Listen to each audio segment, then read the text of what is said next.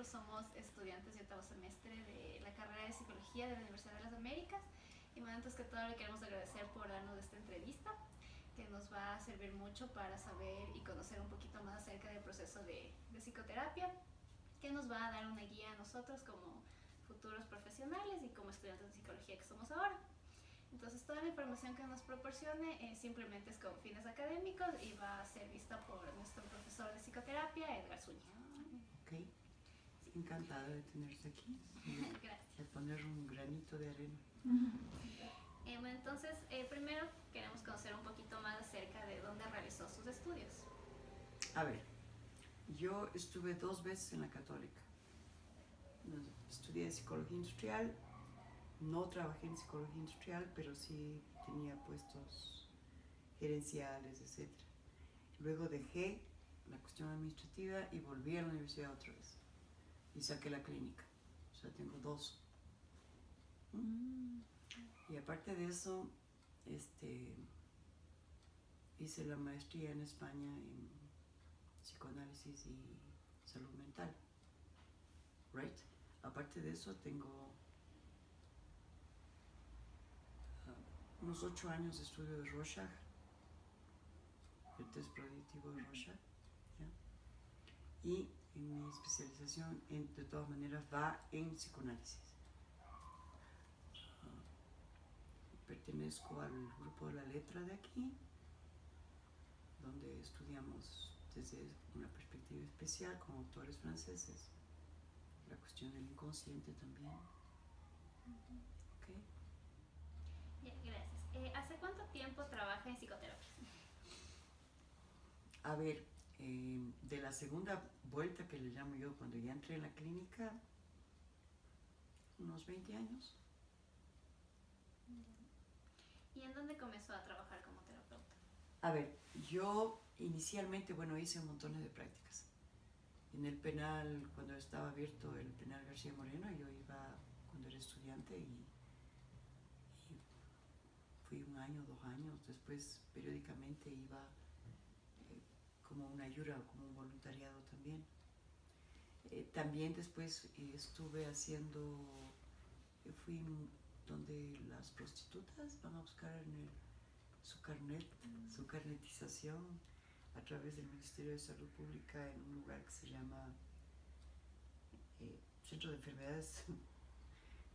Enfermedades de Transmisión Sexual, además. O sea, el titulito mismo ya me daba chiste cuando llegué, pero bueno, nunca estas cuestiones me han pagado.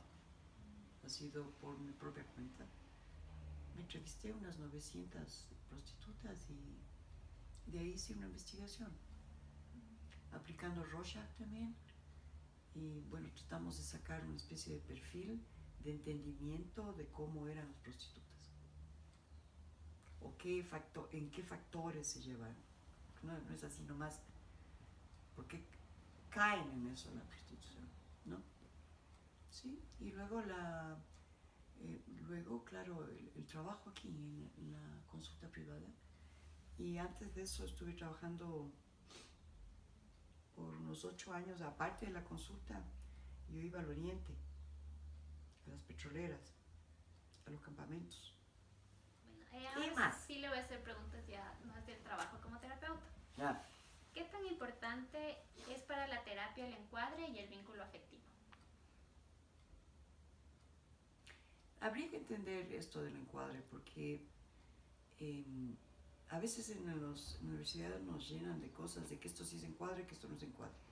Y que por otro lado tú no debes ser afectivo con un paciente. No entiendo de dónde viene eso.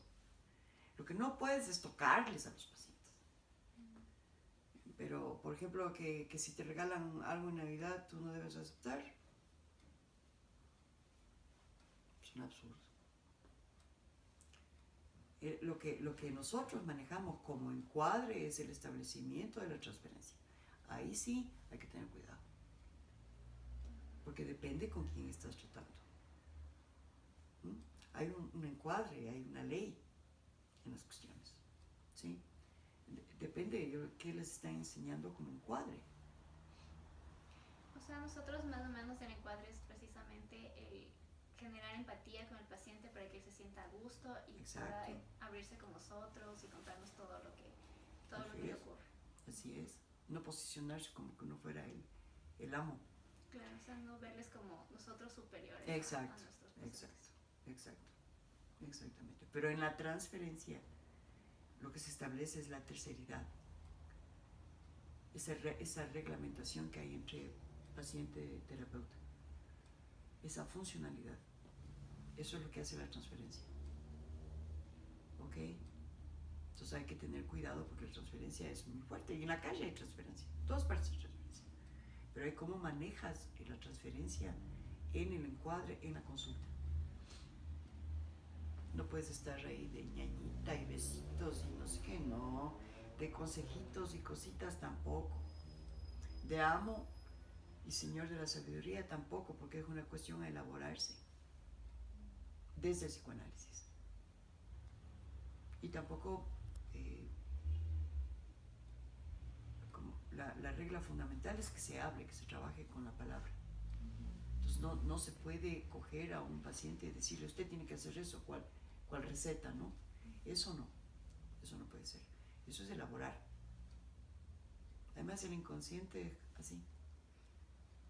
Se abre y se cierra, abre y se cierra. Entonces hay que tener cuidado porque si tú haces una intervención muy silvestre, se puede cerrar. No puede ser grosero con un paciente. Pero sí, en el momento que hay que hacer un corte, habrá que hacer un corte. ¿Sí?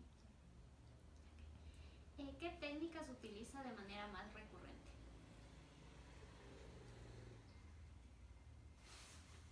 Nosotros no utilizamos técnicas. Nosotros utilizamos, bueno, puedes tener una connotación positiva, puedes, etcétera, etcétera, pero no, nosotros no utilizamos técnicas. Nosotros usamos la palabra, pero hacemos cortes. Hacemos ver, por eso es análisis, psicoanálisis. ¿Sí? Trabajamos con lo que dice, entonces estamos muy captativos de las cosas, de los significantes que utiliza el paciente. O advertimos, sí, por supuesto, esclarecemos. Y yo podría decir que el método más usado, pero hay que saber usar, porque no es tan fácil, es el método socrático. La pregunta, el cuestionamiento, la reflexión. ¿Y por qué usted cree que está haciendo esto? ¿Para qué cree que usted que eso le sirve? ¿No es cierto? ¿Qué claves nos recomienda para realizar psicoterapia? Eso, el rapport, la escucha, porque el hecho de ser escuchado ya es terapéutico. Si ustedes quieren eso.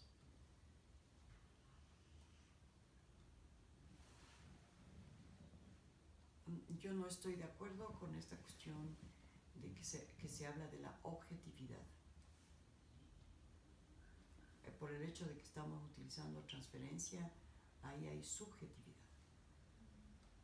Por eso nosotros tenemos estas recomendaciones, casi leyes, de que tú no puedes hacer análisis con un pariente, un amigo, e incluso amigos de tus amigos. ¿No es cierto? Y la experiencia que vas adquiriendo en tu análisis. Por eso es importante que ustedes hagan su propio trabajo. Es importante que ustedes vayan a hacer su análisis. Porque yo sí creo que hay como una atracción. Cuando uno ha profundizado, uno puede profundizar en los demás. Pero si uno no ha hecho un trabajo de profundización, que está mal dicho además, porque el inconsciente no está en un lugar, es un movimiento, es una cuestión. Pero si tú no has hecho eso, ¿cómo vas a afrontar? Esto que decías, ¿no? De la empatía. Patos significa dolor. Empatía es entrar en el dolor del otro. Y la primera cosa que para entrar en el dolor del otro hay que tener desarrollado, como digo yo, la tercera oreja. O sea, hay que entrar, es una cuestión dinámica. Entonces esto del objetivo está muy lindo, muy teórico, muy chévere. Lo que sí tiene es como que hacer un cierto espacio para que no te afecte. Pero vuelvo a insistir, no te afecta tanto si tú ya lo has trabajado en ti mismo. ¿Sí? Por ahí va la cosa. A ver, mi amor. ¿Cuánto cree usted que debería durar un tratamiento psicológico? Como le decía Taita Freud, análisis terminable e interminable.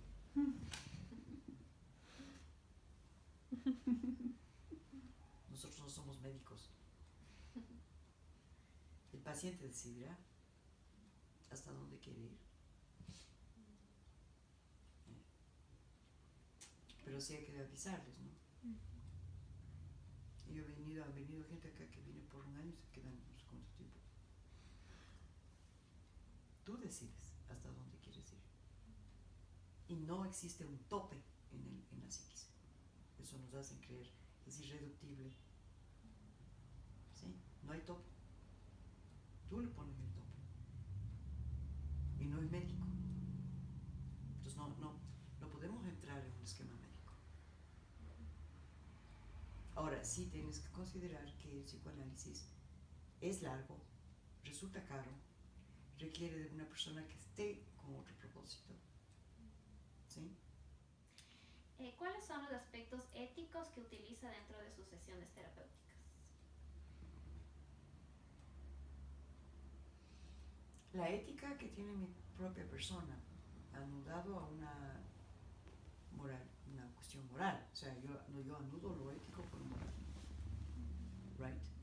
La ética es que yo no soy Taitakure. Right? Yo no tengo por qué juzgar a una persona. Ni puedo introducir ahí cuestiones religiosas, por ejemplo. La otra ética es que yo no tengo por qué cambiar. Entonces, cuando vienen acá a decirme que tengo que cambiarle a un homosexual y una heterosexualidad, o sea, hello, de entrada les digo las cosas como son. ¿No es cierto? La ética es no prestarme para cuestiones con psiquiatras o neurólogos. La ética se va sintiendo cuando uno está trabajando y dice, esto no puede ser. Pero eso mismo me tiene a mí preocupada, porque hay cuestiones como, si yo estoy viendo que tengo al frente mío una persona abusadora, yo tengo que tener cuidado hasta dónde voy a llegar, porque habrá un momento que tal vez tenga que denunciar. Pues si no me vuelvo un cómplice. Eso es un problema, porque se sobreentiende que estamos reglados de que lo que se dice en la consulta uno no puede decir. Pero tampoco me voy a quedar callada si sé que puede pasar una barbaridad, por ejemplo. ¿Cómo ha intervenido en casos que vienen derivados o que requieren atención de otros profesionales como psiquiatras o de la fiscalía? Yo considero que para cuestiones de peritajes yo no he apostulado porque no me interesa. Además me da susto. Ha habido veces que me han querido meter con informes. Usualmente no doy. Al menos de que considere que debe. No me presto a la manipulación de psiquiatras. ¿Sí? No me gusta que me manden los psiquiatras pacientes. A veces acepto, otras veces no.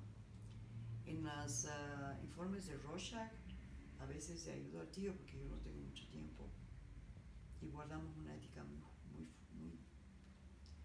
muy clara en estos diagnósticos, porque son muy fuertes. Pero sí trabajo, tengo unas personas que yo confío, psiquiatra y neurólogo, porque no estoy en la antipsiquiatría ni de esas cosas. Hay veces que se necesitan y además tenemos que entender que la farmacología va avanzada una barbaridad. Entonces sí hay personas que necesitan ciertos medicamentos. La cuestión es buscar que alguien dentro de los psiquiatras que sepan medicar. Ahí sí hay. Pero me ha costado mucho trabajo encontrar gente confiable. Bueno, ya eso sería todo. Muchísimas gracias por su tiempo. Y gracias al profesor que permite este espacio. Es un privilegio para mí. Somos estudiantes de psicología de la Universidad de las Américas del octavo semestre y estas son una serie de preguntas para saber más sobre el proceso terapéutico en el área en el que tú te desenvuelves. Ya. Entonces son realmente generalmente preguntas relevantes a eso, como por ejemplo la experiencia o qué situaciones ha encontrado, como también qué tipo de encuadre se caracteriza la corriente en la que tú trabajas. Ya. Entonces, ahora, por favor, coméntenos en dónde realizó sus estudios. Yo estudié en la Universidad de las Américas, en la UCLA, y me gradué hace 2 años. Ya. ¿Y hace cuánto tiempo trabaja en psicoterapia? Justo unos 2 años y medio que empecé a trabajar, porque antes de graduarme comencé a trabajar como coterapeuta en el MIS. Entonces ahí como que empecé lo del proceso psicoterapéutico y después ya cuando me gradué trabajo en un centro que se llama Superar. Ahora vamos a hacer una serie de preguntas en base a su trabajo, específicamente como psicoterapeuta. ¿Qué tan importante es para la terapia el encuadre y el vínculo afectivo? Creo que el encuadre y el vínculo es lo más importante en la terapia. Por ejemplo, yo trabajo con niños en la mayoría y con adolescentes y el vínculo que más hay que hacer es con los papás. Porque una vez que los papás ya tienen confianza en ti, digamos como psicóloga, tienen confianza en el proceso. Y también es importante con el niño, porque es importante que el niño no se aburra, también en el adolescente, porque no tienen que verlo como... La mayoría van obligados, especialmente en niños, pero hay que hacerlo como un lugar que sea ameno para ellos, o sea, que les guste ir, que no se aburran, que sientan que están haciendo algo nuevo, algo diferente. Entonces es de lado y lado, o sea, tanto con el paciente como con los papás, en mi caso, por lo que trabajo con menores. ¿Qué técnicas utiliza de manera más recurrente? Lo más recurrente que yo utilizo es el juego. Como trabajo con niños, el juego es todo lo que yo tengo que utilizar, porque si no se aburren o no quieren trabajar, y a través del juego empiezan a salir muchas cosas de los niños. En cambio, con adolescentes es más hacer actividades de su interés. Por ejemplo, si tengo un chico que le encantan los videojuegos, es ir a través de eso, o sea, engancharle a él a través de lo que le gusta, ¿no? Digamos, no, aquí solo vienes a trabajar esto y punto, sino como ir viendo qué le gusta, ir conociéndole como el adolescente, y con el niño el juego. ¿Qué clave nos recomienda para realizar psicoterapia? Creo que lo principal es prepararse, o sea, leer bastante, hacer supervisión, porque yo por suerte en el centro tengo bastante supervisión porque trabajamos como en equipo, entonces la supervisión es súper importante porque hay veces que tú estás cegado en un camino, pero al momento que haces la supervisión ya te dan como otros caminos para poder intervenir. Y el leer bastante, leer cómo intervenir en casos específicos y distintas lecturas, o sea, no solo digamos un enfoque, porque al de leer distintos enfoques tienes más ideas de qué podrías hacer. ¿Cuánto cree que debería durar un tratamiento psicológico y por qué razón? Bueno, esa pregunta yo creo que es bien relevante, o sea, depende totalmente del caso, depende de la predisposición de la persona, pero yo creo que una vez que el terapeuta ve un cambio en el paciente o incluso el mismo paciente empieza a ver un cambio en él mismo, creo que es el mejor momento para dejar la terapia, porque es un momento en que la persona también va a trabajar por sí sola, no solo todo lo tiene que trabajar en terapia, sino también ir encaminándose a qué necesita trabajar. Pero yo creo que, por ejemplo, en niños no es recomendable mucho tiempo, o sea, pero lo más importante en esto de cuánto debe durar o cuánto no debe durar es la constancia, porque si empiezan, digamos, una vez a la semana y van constantemente, se va a ver cambios, y eso es lo que muchas veces los pacientes no entienden. Creen que por lo menos en niños creen que el cambio tiene que ser inmediato y por poco ya en una semana mi hijo tiene que estar bien, pero por eso hay que siempre recomendarles a los papás que es un proceso y que sí va a durar un periodo, digamos, largo de tiempo hasta que se vea un cambio. Y una misma ser ética, digamos, ser ética y ver que el niño ya, digamos, está bien con el adolescente y terminar la terapia, o al contrario, cuando los papás sientan que ya está bien el niño, dejarles el camino. ¿Cuáles son los aspectos éticos que utiliza dentro de sus sesiones terapéuticas?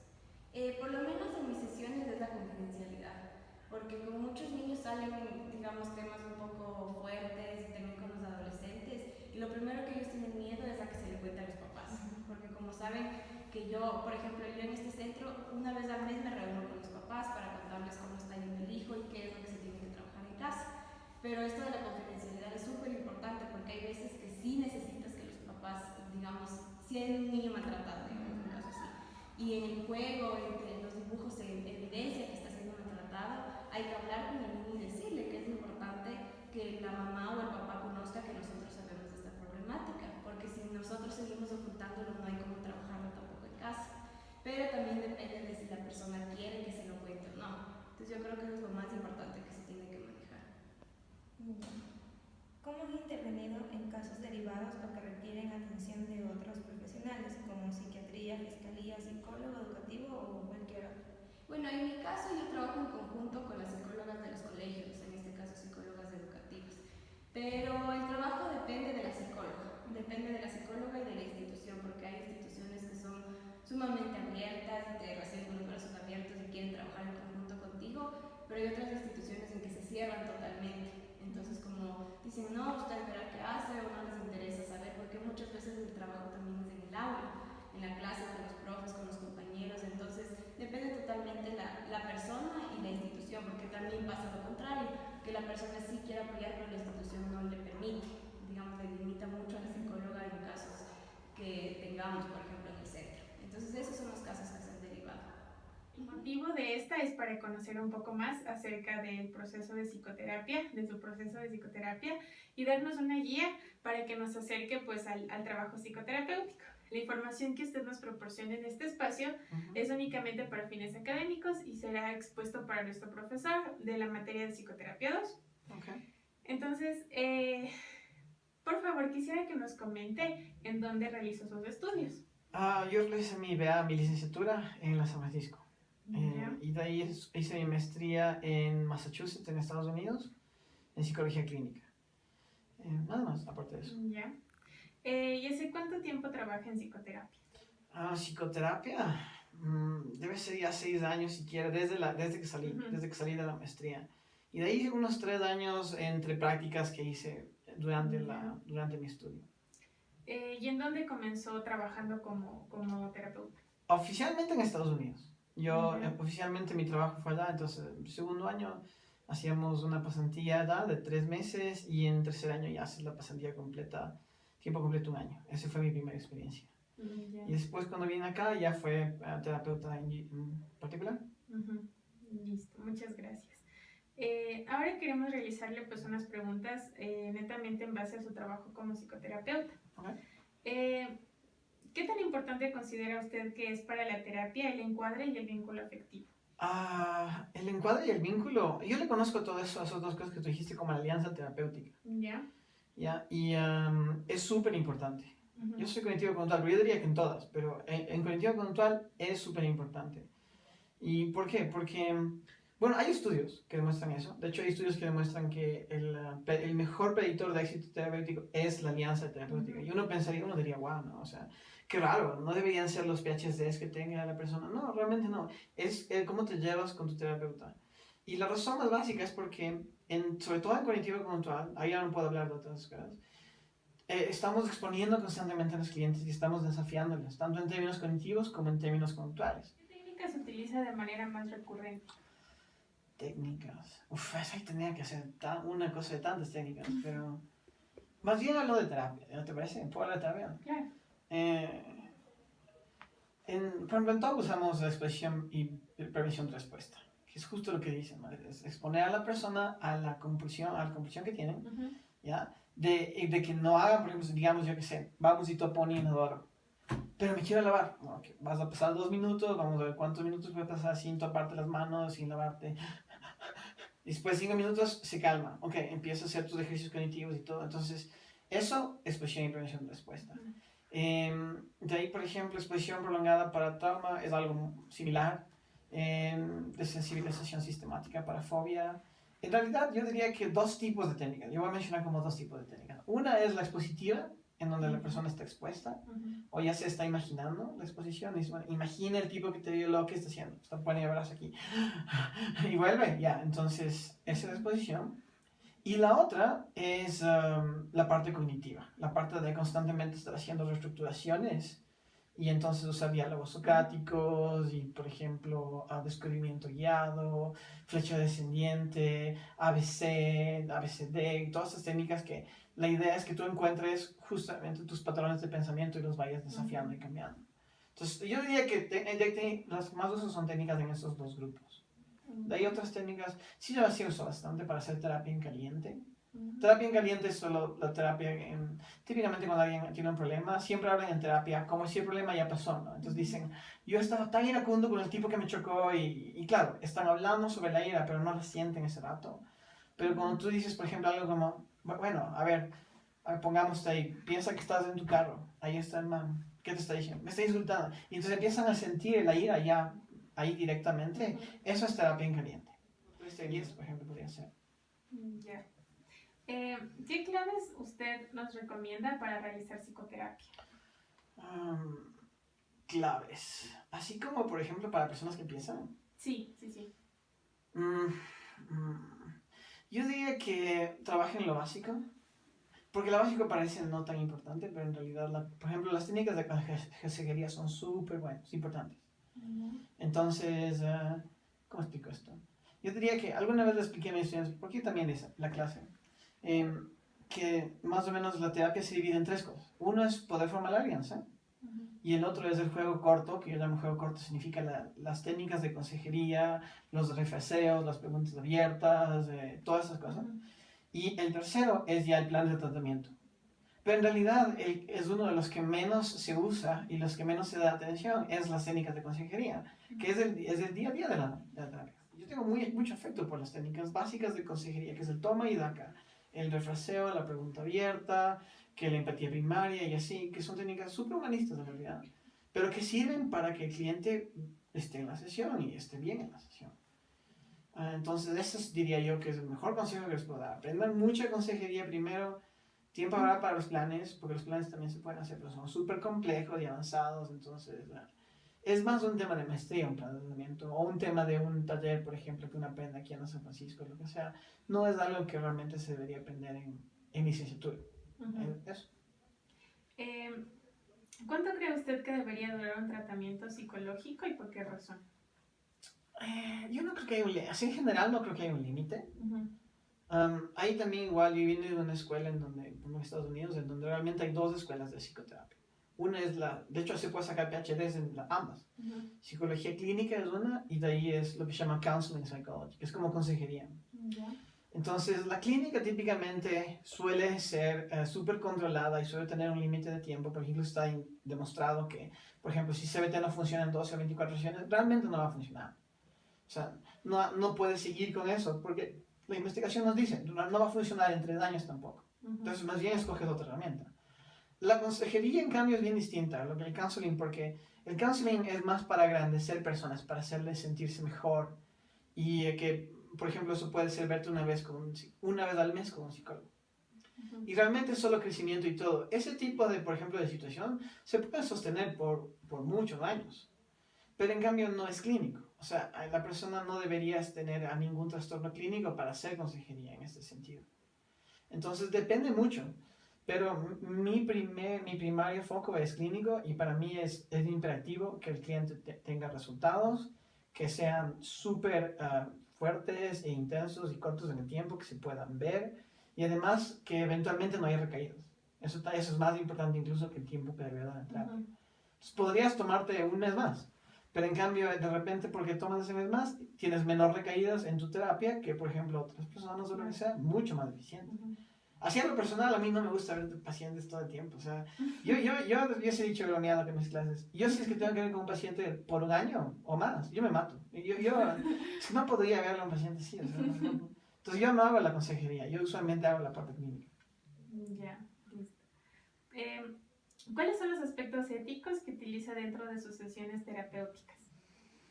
Típicamente, yo uso la prevención, porque hay investigación que demuestra que los dilemas éticos más fuertes se suelen resolver con prevención.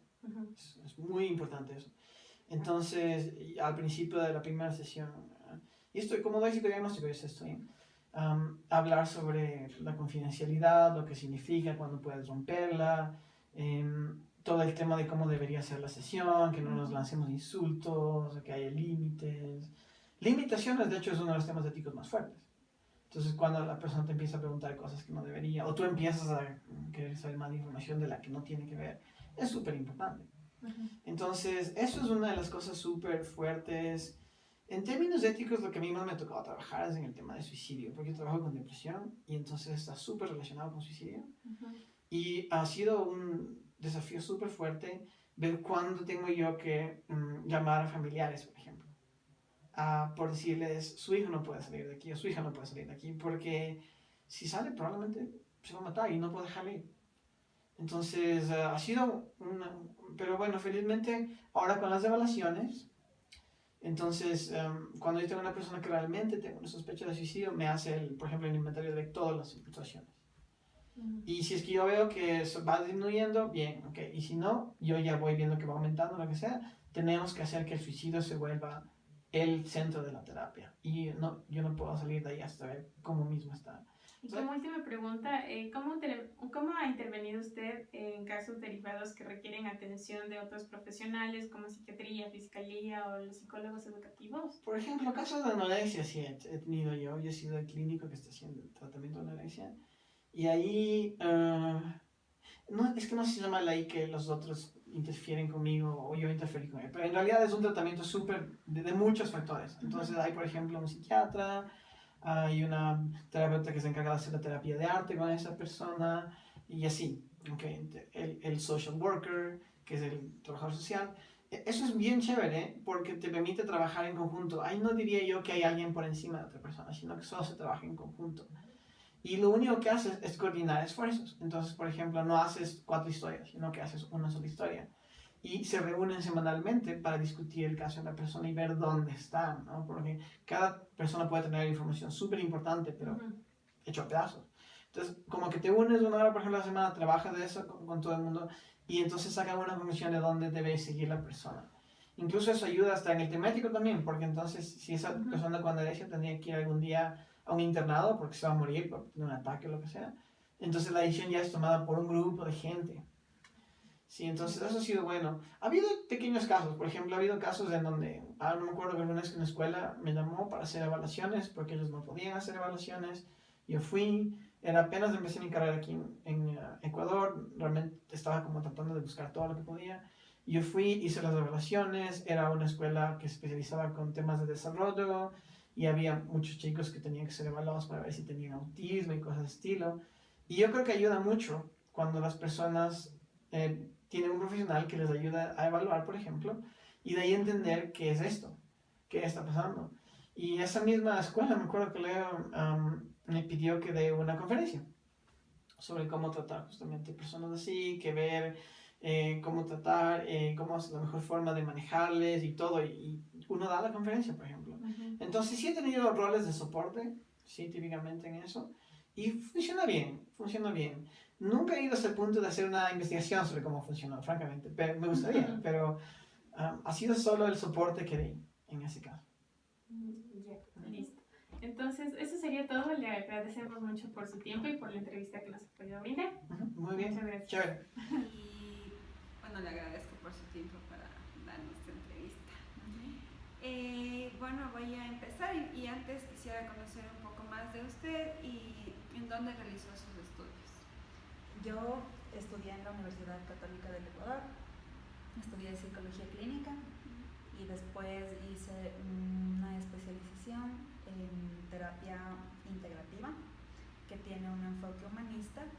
Sin embargo, debido a la demanda, ahora es muy importante también la preparación en técnicas cognitivo-conductual y eso es lo que ahora, luego de haber revisado el marco conceptual, yo aplico a diario ya con los pacientes.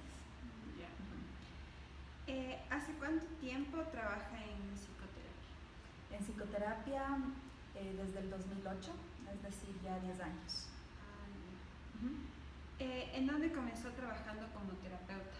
Ya, empecé trabajando en una fundación para niños con cáncer. Entonces ahí el tema oncológico es bastante amplio y eso demanda mucha preparación en cuanto al manejo del cuidado afectivo, tanto del paciente, que en este caso eran los niños, como también de las familias. Entonces ahí uno de los temas centrales para trabajar era la calidad de vida, también las consecuencias de la hospitalización, la vida hospitalaria, la familia, también el duelo y la muerte.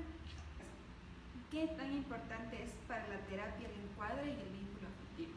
Ya, a ver, el encuadre dentro de la terapia es muy importante porque que son las reglas que uno como terapeuta toma para poder alinear y para poder llevar a cabo todo el proceso terapéutico. El encuadre consiste básicamente en, desde la primera entrevista, definir tiempos, definir el número de sesiones, definir un poco sobre el enfoque, definir cómo se va a trabajar mediante el enfoque, si es que se tiene que evaluar, si es que se tiene que diagnosticar, el pronóstico, etc. Entonces el encuadre es para nosotros como psicólogos una guía, una base en la que nosotros vamos a tener que delimitarnos y llevar a cabo con el paciente. El paciente tiene que estar claro, como mencioné anteriormente, con el tiempo, con el número de sesiones, con la hora, con el honorario también que va a requerir. Y pues eso es algo que nosotros tenemos que también hacerlo y que quede claro, que quede comprendido para el paciente. El vínculo afectivo que preguntaba también es muy importante. Bueno, esto dependiendo del enfoque tiene algunos nombres. En algunos casos se llama rapport, en algunos otros casos también es la transferencia, en otros casos también se lo conoce como empatía, y esto para lo que nosotros significa es justamente dependiendo de la persona, poder establecer una comunicación lo más asertiva posible. Es decir, que sea objetiva, pero tampoco ni muy rigurosa, ni tampoco muy simpática, ¿no? Entonces, eso tiene que ver con el vínculo afectivo. ¿Y qué técnicas utilizan de manera más recurrente? Bueno, las técnicas que utilizo de manera más recurrente, bueno, es muy amplio hablar de las técnicas. Sin embargo, considero que uno de los síntomas o que está dentro de los diagnósticos más comunes, podríamos decir, son aquellos que van con trastornos de ansiedad y con trastornos depresivos. Entonces, ¿cuál es la técnica que por lo general yo suelo utilizar? Es la de relajación. Entonces, en la terapia cognitivo-conductual tenemos dos técnicas de relajación básicamente. La primera es la técnica de relajación de Schultz y la segunda técnica es la de relajación de Jacobson. Entonces, estas son dos técnicas que nos permiten trabajar con el paciente en el tiempo de sesión y que asimismo al paciente le da la oportunidad de poderlo practicar en su hogar, ¿no? En el momento que ellos consideren que les ayuda de alguna forma a controlar los síntomas antes mencionados. Muchas gracias. ¿Qué claves nos recomienda para realizar en psicoterapia?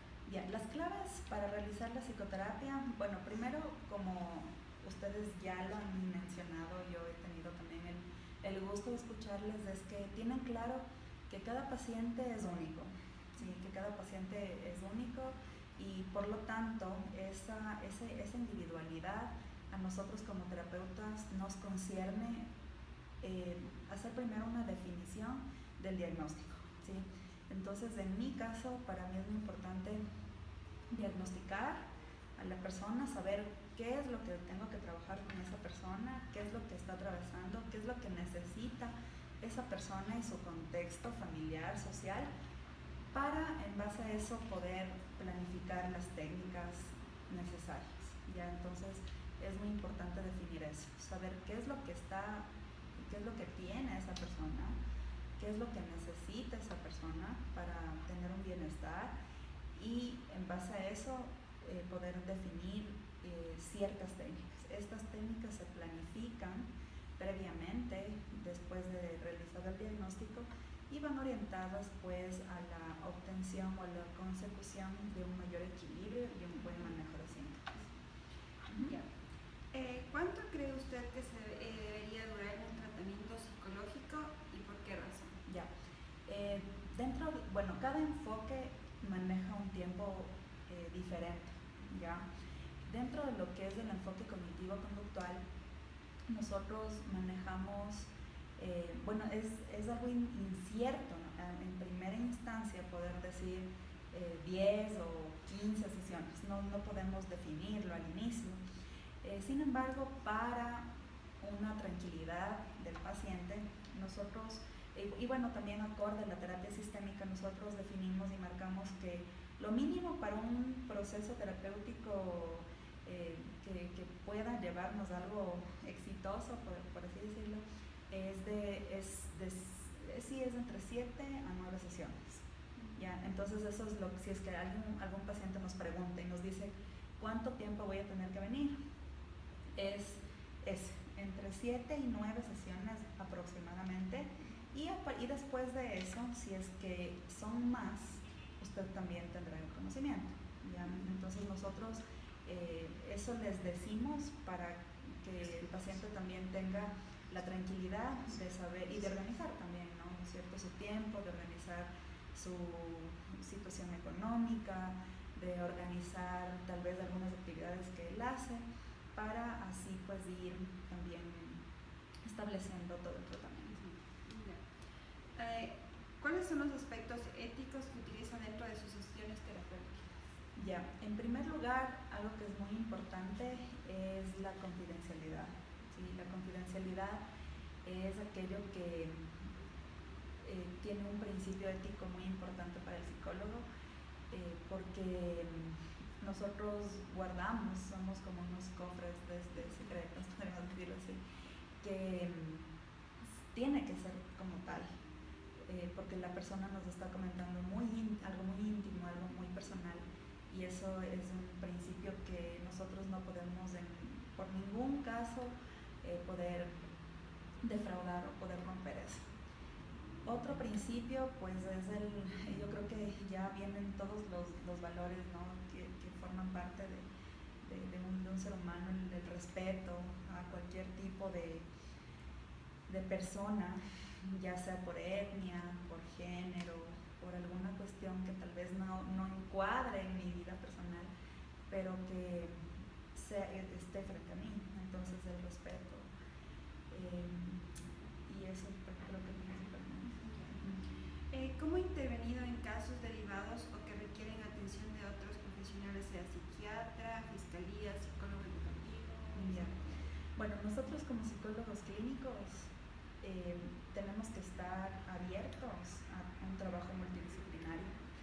Entonces, en muchos de los casos, dependiendo de la edad, dependiendo del diagnóstico que ya hablé, sí he tenido que remitir a psiquiatría cuando se necesita una medicación o un control más exhaustivo de los síntomas.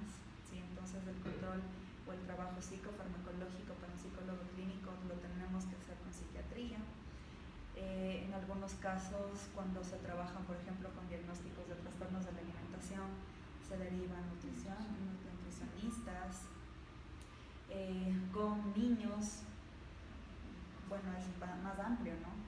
Tiene que ver pediatría, tiene que ver tal vez, ahora se encuentran muchos diagnósticos que van con dificultades en el aprendizaje, entonces ahí necesitamos psicopedagogos, neuropsicólogos, necesitamos neurólogos, necesitamos psicólogos que tengan una especialidad en terapias del lenguaje.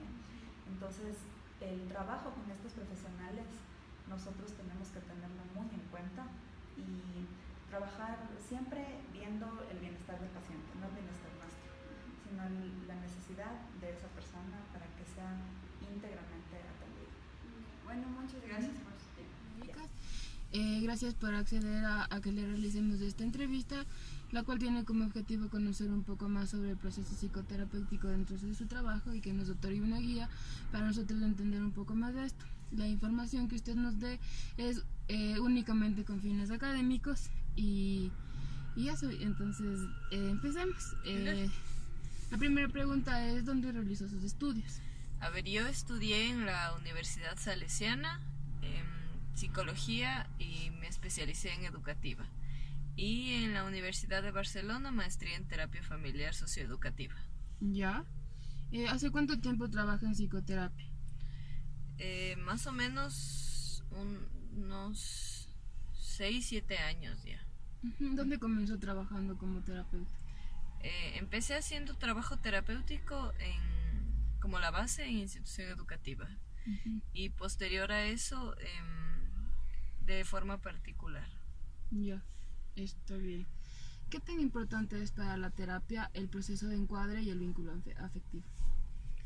Pues desde la línea de trabajo que yo llevo es súper importante lo del encuadre, porque yo realizo terapia familiar. Entonces en el encuadre es importante tener todas las normas claras, cómo van a ser los roles en cada uno del proceso de intercambio que vamos a hacer dentro de la terapia familiar, y sobre todo lo del vínculo afectivo, obviamente marcando los parámetros vínculo afectivo entendido desde la parte profesional, ¿no? Pero también es importante porque generalmente dentro de la terapia familiar sistémica va a ser necesario que el terapeuta juegue un rol que posiblemente es el que está faltando en la casa, ¿no? Esto es un rol que va saltándose poco a poco, porque obviamente el terapeuta forma parte del sistema terapéutico. Entonces es súper importante esas dos cosas. Si la persona no siente empatía, si la persona no siente que le estás escuchando, que estás procesando lo que está diciendo, pues simplemente la terapia no va a ningún lado. Y lo del encuadre, hasta para precautelar al terapeuta mismo, es súper importante. Bien, ahora díganos ¿qué técnica utiliza con más frecuencia dentro del espacio terapéutico? Bueno, yo utilizo mucho la técnica, se llama de los lados fuertes. Es una técnica que se trabaja desde la escuela estructural dentro de la terapia familiar sistémica. Y le utilizo mucho esta técnica junto con la connotación positiva y también las tareas dirigidas, que es en cambio desde la línea estratégica, porque a mí me da mucho resultado el trabajar desde lo positivo, antes que desde la patologización. Ahora, ¿qué clave nos recomienda para trabajar en psicoterapia? Yo creo que uno tiene que mostrarse seguro a la persona, seguro de lo que estás haciendo a la persona, porque esa persona ya viene, sí, el trabajo psicológico, al menos en nuestra cultura, no es algo que sea muy reconocido. Entonces, si la persona se anima a ir a terapia o le mandan a terapia desde alguna instancia legal posiblemente, y se encuentra con alguien que muestra inseguridad, esa persona dice, Dios mío, ¿dónde vine a caer? ¿No? Entonces yo creo que una de las cosas es estar seguro de lo que vas a hacer, y para eso obviamente hay que prepararse previamente a ese proceso, ¿no? Y ahí por lo demás, a mí me gusta mucho lo que dice un autor. Él dice, apréndete todas las técnicas de la mejor forma, y después cuando vayas a trabajar, olvídatelas, y esa será la mejor manera de trabajar. Entonces yo creo que es importante tener claro de lo que voy a hacer, pero el momento en que voy a hacer proceso terapéutico, en realidad meterme en la familia en sí, ¿no? Que en mi caso es en la familia en sí. Esa sería como las dos cosas que yo sugeriría, porque el resto cada quien le pone su firma a la terapia. ¿Y cuánto tiempo cree que debería durar un proceso terapéutico y por qué? Bueno, eso del tiempo para mí es un poco sensible, porque es que depende de los casos. Depende de la capacidad que tenga la familia de resiliencia, depende de cómo se dé el contexto también para el tiempo. Lo que estoy segura es que 1 o 2 sesiones no va a durar.